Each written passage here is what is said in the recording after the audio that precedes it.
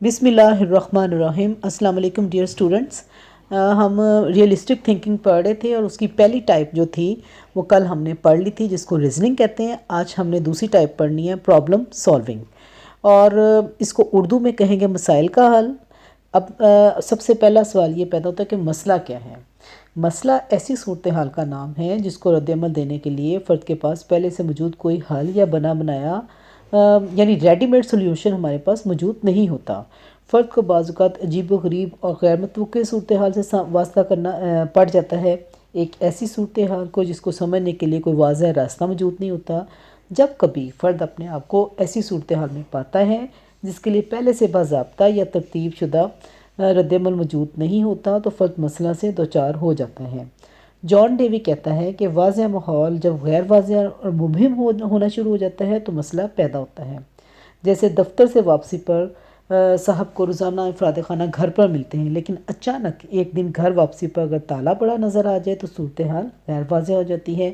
फ़र्द को कुछ मालूम नहीं पड़ता कि क्या किया जाए। बस ऐसी ही गैर मुतवक्किल सूरत हाल को मसला कहा जाता है। अब ये है कि मसाइल फ़िक्र की बुनियाद है। मसाइल पैदा ना हों तो तरक्की नामुमकिन है। मसाइल साइंसी अमल को समझने, उसकी वजाहत के लिए भी नागुज़ीर हैं।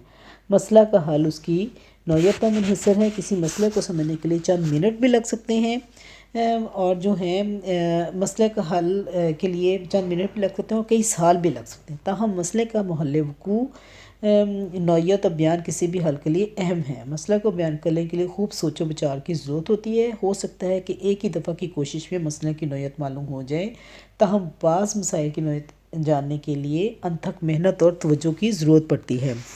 मसाइल के हल का ताल्लुक मसाइल की नौयत से भी है। अब रोज़मर्रा ज़िंदगी के अलावा साइंसी अमल को समझने समझाने के लिए भी मसाइल हल करना ज़रूरी है। और मसाइल के हल का ताल्लुक, जैसे कि मैंने बताया कि मसाइल की नौयत से है। मसले को समझने और हल करने में, जैसे पहले भी बताया है, कि मिनट भी लग सकते हैं, महीने भी लग सकते हैं, साल भी लग सकते हैं। अब चलें अपने अगली हेडिंग बनानी है, मसाइल के हल के मदारज, स्टेप्स इन प्रॉब्लम सॉल्विंग। ठीक है, उसके 4 मदारज हैं। पहला है प्रेपरेशन, जिसको कहेंगे तैयारी, और दूसरा है तातुल, जिसको कहेंगे इंक्यूबेशन, तीसरा है इंस्पिरेशन, जिसको कहेंगे आमद, और चौथा है तस्दीक, जिसको कहेंगे वेरिफिकेशन। ये मसाइल के हल के मदारज हैं। अब जो अगर सवाल आ जाए ना रियलिस्टिक थिंकिंग का, कि रियलिस्टिक थिंकिंग को बयान करें, उसकी टाइप्स या उस पर नोट लिखें या तफसीलन बयान करें, तो आपने पहली टाइप जो मैंने बताई है रीज़निंग, दूसरी ये बता रही हूँ, तीसरी भी फिर जो बताऊँगी, ये नहीं सारी जो थोड़ा थोड़ा करके आपने सारा ही लिख देना है। अगर अकेला इस्तदलाल आए, वो कल का लेक्चर मेरा देख लीजिएगा, वो लिख देना है। और अगर अकेला प्रॉब्लम सॉल्विंग आए तो फिर ये जो है वो इस तरह से आपको सवाल का अटैम्प्ट करने का तरीका बता रही हूँ। ठीक है, अब है तैयारी। मसले के हल के लिए ज़रूरी है कि पहले हम क्या देखें कि मसला है क्या। तैयारी ये है कि पहले ये देखना कि कौन सा ऐसा टॉपिक है कि किससे मुतल्लिक़ है मसला, जो है वो नौयत क्या है उसकी, और जो है तैयारी का ये मरहला अमल के लिए हमें बुनियाद फराहम करते हैं। इस मरहले मसले की नौयत को जानने के लिए हम मसले को क्या कहते हैं, सादा अल्फाज में इसको बयान किया जाता है, यानी उसकी डेफिनेशन बना लेते हैं। सादा अल्फाज पर मबनी डेफिनेशन बनेगी जो कि ये ज़ाहिर करे कि मसले की नौयत के बारे में हमें क्लियर कर देगी कि ये मसला किस तरह का है। मसले की नौयत के बारे में गलत फहमी हो या मसले की वजाहत ठीक तरह से ना की जा सके तो सरफशुदा मेहनत और सरमाया ज़ाया हो जाता है। अब है पेचीदा मसले की नौयत मालूम करने के लिए क्या किया जाता है, माजी के तजर्बात देखे जाते हैं, फिर हमें जो उस मसले से मुतल्लिक़ जो लिटरेचर हो वो देखा जाता है, फिर आपका ज़ाती इल्म और बसीरत भी, फिर हमारे जो दोस्त अहबाब हैं उनसे भी, टीचर से भी मदद ली जाती है। यानी सूरत हाल को अच्छी तरह उनका एनालिसिस किया जाता है। तो तमाम मुमकिन मालूमात इकट्ठी कर ली जाती हैं। मालूमात इकट्ठी करने के बाद हम अहम और मुतल्लिक़ा जो हमें जो कंसर्न किस्म की जो मसले से मुतल्लिक़ा जो मालूमात हैं उसको अलग कर लिया जाता है, और जो मसले से मुंसलिक नहीं हैं, जो मालूमात उससे मुतल्लिक़ा नहीं हैं, उनको हम अलग कर लेते हैं। इस तरह से मफरूज़ा बनाने में हमें आसानी हो जाती है, और इसके बाद फिर हम मफरूज़ों का जायज़ा लेते हैं कि वो कैसे बनेगा। مفروضہ آپ کو بتایا نا کہ کیا ہوتا ہے، اس کو انگلش میں ہائپوتھسس کہتے ہیں۔ ہائپوتھسس کیا ہوتا ہے کہ کسی بھی مسئلے کا فرضی حل، یہ یاد رکھیے، مفروضہ کسی مسئلے کا فرضی حل ہوتا ہے، اور اگر تو ہمارا اس مفروضے اس حل سے ہمارا مسئلہ حل ہو جائے تو اس کی تصدیق کر کے ہم باقاعدہ یہ بتا دیتے ہیں کہ یہ پرابلم جو ہے اگر اس کے لیے یہ کیا جائے تو پرابلم نہیں ہوگی۔ لیکن اگر ہمارا مفروضہ جو ہے وہ پروف نہیں ہوتا، یعنی وہ مسئلے کو سالو نہیں کرتا، تو پھر ہم اس مفروضے کو ختم کر دیتے ہیں اور پھر ایک نیا مفروضہ بناتے ہیں اور مسئلے کو حل کرنے کی کوشش کرتے ہیں۔ اب یہ تیاری کا عرصہ جو ہے چند سیکنڈ سے لے کے گھنٹوں، دنوں، مہینوں اور سالوں تک محیط ہو سکتا ہے۔ اب جو ہے اس ساری بات کا یہ ٹائم پیریڈ جو ہے کس بات پر انحصار ہوتا ہے؟ مسئلے کی پیچیدگی پر۔ اگر تو مسئلہ زیادہ پیچیدہ ہے، اس کے علاوہ ہمارے پاس سابقہ معلومات بصیرت نہیں ہے، تو پھر زیادہ ٹائم لگے گا۔ لیکن اگر مسئلہ تھوڑا کم پیچیدہ ہے اور ہمارے پاس انفارمیشن بھی دستیاب ہے تو پھر اتنا زیادہ عرصہ نہیں لگے گا۔ دوسری سٹیج ہے انکیوبیشن، جس کو انگلش میں انکیوبیشن، اردو میں تعطل کہیں گے۔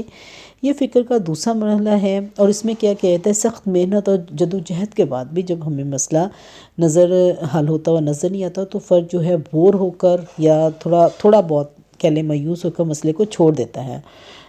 فرد بظاہر مسئلے کے حل کے علاوہ دیگر سرگرمیوں میں مصروف ہو جاتا ہے، یعنی وہ مسئلے کو چھوڑ دیتا ہے اور کہ یہ بھی سالو نہیں ہو رہا تو وہ دوسری ایکٹیویٹیز جو ہیں اس میں مصروف ہو جاتا ہے۔ بظاہر ایسے لگتا ہے کہ اب اس نے یہ مسئلہ چھوڑ دیا ہے اور اپنا دھیان جو ہے دوسری ایکٹیویٹیز کی طرف مبذول کر لیا ہے۔ ہیلیم ہولٹز کے نزدیک تعطل وہ عرصہ ہے جس میں فرد جسمانی اور ذہنی طور پر تھک کر مسئلہ حل کرنے میں ناکام ہو جاتا ہے اور دیگر سرگرمیاں شروع کر دیتے ہیں۔ تھکاوٹ کی حالت میں کوئی نیا تصور پیدا نہیں ہوتا، جبکہ آرام یا تفریح کے دوران نیا تصور خود بخود ذہن میں پیدا ہو جاتا ہے۔ ویلس جو ہے اس نے کہا کہ فرد جب تھک کے کوئی مسئلہ حل کرنے میں ناکام ہو جاتا ہے تو وہ کوئی اور کام شروع کر جاتا ہے۔ ویلس کا کہنا ہے کہ تھکان کی صورت میں کبھی کوئی اچھوتا خیال نہیں آتا، بلکہ اس کا ظہور آرام کی حالت سے ہوتا ہے۔ اب جو ہے ڈیمیٹ کا کہنا ہے کہ تعطل ہمیشہ سے عدم توجہی کا عرصہ ہے، اور جو ہے اس میں کیا جاتا ہے جو تیاری کے بعد اور آمد سے پہلے آتا ہے۔ اس مرحلے میں فرد شعوری طور پر مسئلے سے توجہ ہٹا لیتا ہے، مگر فرد کا ذہن جو ہے شعوری طور پر تو ہم کوشش جو ہے وہ ترک کر دیتے ہیں، ٹھیک ہے، انکیوبیشن میں۔ لیکن ہوتا کیا ہے کہ فرد کا ذہن جو ہے وہ مصروف رہتا ہے کانٹ چھانٹ کرنے میں، یہ دیکھنے میں کہ اچھا یہاں پہ یہ پرابلم ہے، یہ چیز مسئلے کے حل کے لیے آگے آ رہی ہے، کس سٹیپ پہ کون سے پہلو جو ہیں مسئلے کے سلیوشن کے لیے جو ہیں پرابلم کریٹ کر رہے ہیں۔ تیاری کے اثرات کا جائزہ لے رہا ہوتا ہے فرد کا دماغ جو ہے، گویا لاشعوری طور پر ہم سرگرم عمل ہوتے ہیں مسئلے کے حل کے لیے۔ مثلاً یہ بڑی اچھی اگزامپل آپ کی بک میں بیان کی ہوئی ہے کہ مثلاً ناول نگار ناول کا پلاٹ بنا لے، کرداروں کا انتخاب کر لے، مگر اسے مناسب طریقے سے پیش نہ کرے تو اسے چھوڑ دیتا ہے۔ اسی طرح جب شاعر کے ذہن میں مصرعے تو گونج رہے ہوتے ہیں مگر ترتیب و سجاوٹ سمجھ نہ آ رہی ہے تو اسے وقتی طور پر چھوڑ دیا جاتا ہے۔ ٹھیک ہے بچے، شیفر اور جو ہے گلمر اور جو ہے شوئن اس بات میں متفق ہیں کہ تعطل جو ہے انکیوبیشن مرحلہ بہت اہم ہے، فرد اپنی کرداری خصوصیت کے پیش نظر اس عرصے کو گزارتا ہے۔ اس عرصے میں کوئی آرام کرنے کو ترجیح دیتا ہے، یعنی مختلف طرح سے جو ہیں وہ اپنی جو ہیں ہابیز یا اپنی ایکٹیویٹیز کر لیتے ہیں۔ کوئی آرام کرنے کو ترجیح دیتا ہے، کوئی سونے کو دیتا ہے، کوئی تفریح اور کوئی گپ شپ لگانا شروع ہو جاتا ہے کس عرصے میں؟ تعطل میں، ٹھیک ہے۔ اور کوئی چائے یا کھانے پینے ہوٹلنگ سے اپنے آپ کو ریلیکس کرتا ہے اور اپنے آپ کو آرام دہ حالت میں لاتا ہے۔ تعطل کا درمیانیہ انکیوبیشن کا جو ٹائم پیریڈ ہے وہ انڈیویجول ڈفرینسز کی بنا پر تبدیل ہوتا رہتا ہے، ٹھیک ہے، جو فرد کی تھکان، بوریت، موڈ اور شخصیت پر منحصر ہوتا ہے۔ یہ چند منٹوں سے لے کر گھنٹوں اور مہینوں تک کا ہو سکتا ہے۔ اب جو ہے اگلی جو ہے انسپیریشن، اگلا مرحلہ وہ ہے آمد، جس کو انسپیریشن کہیں گے۔ انسپائریشن کیا ہے کہ یہ وہ مرحلہ ہے جب فرد پر مسئلے کا اچانک حل اس کے ذہن میں آ جاتا ہے۔ اور یہ حل کس وقت آتا ہے؟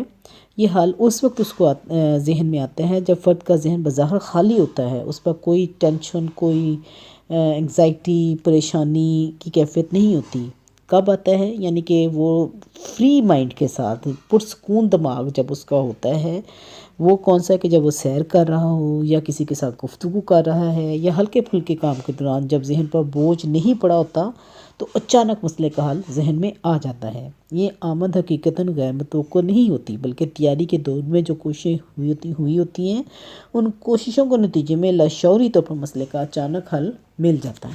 ٹھیک ہے بچے، اس کے بعد ہے تصدیق، جس کو ویریفیکیشن، چوتھا ہمارا مرحلہ ہے تصدیق، اس کو کہیں گے ویریفیکیشن۔ محض مسئلے کے حل کی آمد سے مسئلہ حل نہیں ہوتا، مسئلہ ختم نہیں ہوتا، بلکہ اس حل کی تصدیق حقائق کی روشنی میں کرنی پڑتی ہے۔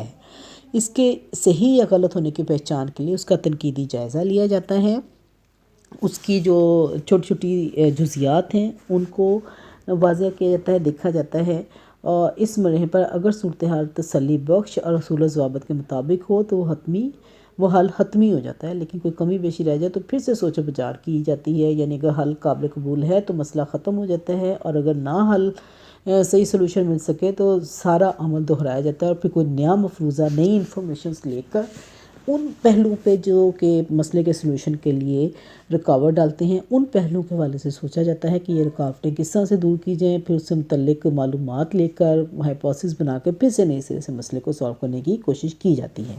چلے بچے، اب اس کے بعد جو ہے ہمارا اگلی اس کی ٹائپ جو ہے جو ہم پڑھ رہے تھے کریٹیو تھنکنگ کے حوالے سے، وہ ہے کریٹیو، تیسری ٹائپ ہے کریٹیو تھنکنگ۔ یہ ریئلسٹک تھنکنگ پڑھ رہے ہیں نا، وہ ہے کریٹیو تھنکنگ۔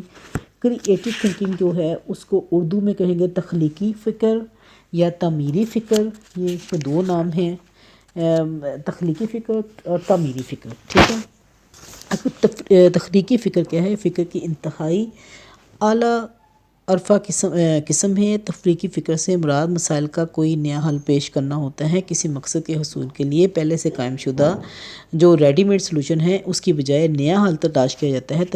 تخلیقی فکر کی ضرورت اس وقت پیش آتی ہے جب ہمارے پاس کسی مسئلے کا حل نہ ہو اور ماضی کے تجربات اور موضوع اس مسئلے کے حل میں ناکام ہو جائیں۔ آج کے جدید دور میں اگرچہ مشینوں اور کمپیوٹر ٹیکنالوجی آنے سے انسانی کوشش کی قدر و قیمت کم ہو گئی ہے، لیکن حقیقت کی نظر سے دیکھا جائے تو جدید ٹیکنالوجی کا حصول انسان کی تخلیقی صلاحیت ہی کی بدولت ہوا۔ کمپیوٹر اور انسان میں بنیادی فرق یہ ہے کہ کمپیوٹر تخلیق کا کریٹیو نہیں ہے، بلکہ وہ پہلے سے طے شدہ پروگرام کے مطابق عمل کرتا ہے۔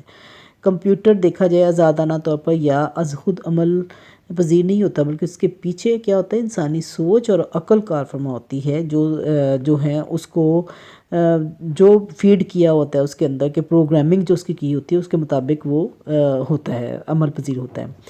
اب جو ہے اور یہ کمپیوٹر اسی وقت عمل پذیر ہوتا ہے جب اسے کمانڈ دیا جاتا ہے، جب اس کو جو ہے کمانڈ دی جائے تو پھر وہ ایکشن میں، یعنی وہ ہمیں جو فیڈ ہوا تو وہ مل جاتا ہے اس میں سے۔ اس کے برعکس انسان جو ہے تخلیق کار ہے، انسان کی فکر آزاد اور کسی پابندی کی قائل نہیں، ضرورت پڑنے پر از خود عمل پذیر ہوتی ہے۔ تخلیقی فکر کی تعریف یوں کی جا سکتی ہے کہ تخلیقی فکر سے مراد فکر کی وہ صورت ہے جس میں کسی مسئلہ کا نیا اور منفرد حل تلاش کیا جاتا ہے۔ یہ منفرد حل ہمارے مقصد کے حصول کو آسان اور سادہ تر بنا دیتے ہیں۔ تخلیقی فکر کی بات کریں تو عموماً آرٹ کے حوالے سے خیالات ہمارے ذہن میں آتے رہتے ہیں، لیکن تخلیقی صلاحیت صرف تصویر کشی کی حد تک محدود نہیں ہوتی، یہ سوچ کا آزادانہ عمل ہے جو تمام شعبۂ زندگی میں وقوع پذیر ہوتا ہے۔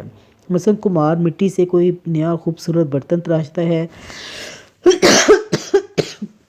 سوری بچوں، اور اس کے کاریگر کوئی نئی مشین دریافت کرتا ہے، کوئی موسیقار موسیقی کی کوئی نئی دھن ترتیب دیتا ہے، یا کوئی خاتون خانہ جو ہے مختلف چیزیں ملا کے کوئی نئی ڈش جو ہے وہ بناتی ہے۔ یہ سب تخلیقی فکر کی مختلف صورتیں ہیں۔ ہم کہہ سکتے ہیں کہ تخلیقی فکر کا تعلق ہر شعبہ زندگی سے ہے اور اس کے عمر اور تجربے کی قید نہیں، کیونکہ بچوں میں بھی تخلیقی فکر موجود ہوتا ہے۔ اب جو ہے تخلیقی فکر کے لیے مختلف اصطلاحات اور بھی استعمال کی جاتی ہیں، جو کہ وجدانی اختراعی سوچ کو بھی تخلیقی فکر کہا جاتا ہے، جبکہ دریافتیں یعنی انوینشن اور ڈسکوریز بھی تخلیقی فکر کا ثمر ہیں۔ شاعری، مصوری، افسانہ نگاری، فنون لطیفہ، تمام شعبوں میں جیسے میں نے بتایا نا اسی سے کام لیا جاتا ہے۔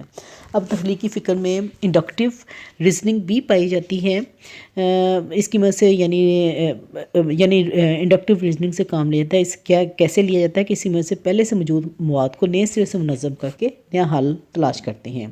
اس طریقہ استدلال میں ایک سے زیادہ حل پیش کیے جاتے ہیں یا پرانے طریقہ کار میں اصلاح کی جاتی ہے۔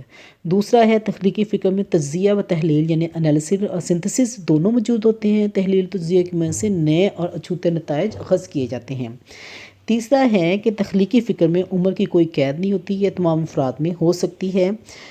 فرد خواہ کسی بھی شعبے سے منسلک ہو اس سے مستفید ہو سکتا ہے۔